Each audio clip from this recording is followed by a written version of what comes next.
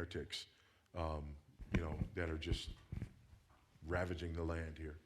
Your church is down the street from Joel Osteen.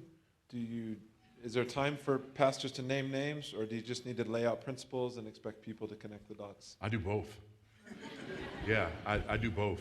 But yet Paul named names, Alexander the coppersmith did me much harm, I love that.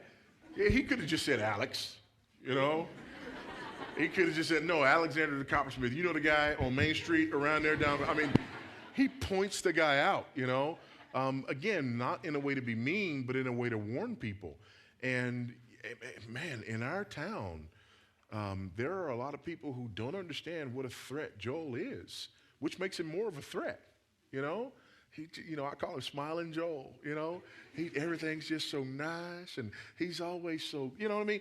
And yeah, I call his name, and some other folks whose names, need to be called from time to time. Not just because, hey, I feel like, I need to call somebody's name, but as a shepherd, when I feel like my sheep are in danger, then I do that. Titus 1:9, I must hold firmly to the trustworthy word as taught, so that I can exhort in sound doctrine and refute those who contradict it. That's part of my job description. And so sometimes I do have to name names when I see things that are becoming a direct threat to the sheep that I'm shepherding. So no, not just as a matter of course, just because you like naming people's names, but when it's a direct threat, to the sheep, names need to be named. Should Joyce Meyer be a part of our spiritual diet? No. No. Why not? Because she's a heretic. Yeah. What makes you say that? That's harsh. Her teaching, the gospel that she preaches another gospel. Joyce Meyer preaches another gospel.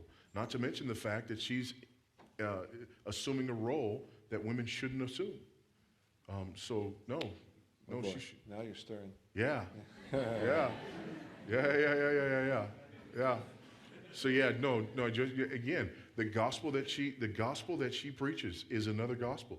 It's the prosperity gospel, And here's what's so dangerous about the prosperity gospel. And John, I think John Piper said it best. The prosperity gospel is so dangerous because it promises exactly what our flesh wants. The true gospel says to your flesh, you must die. The prosperity gospel says to your flesh, you get to live. You get everything that you in your natural, sinful, carnal state ever wanted. That is not the gospel.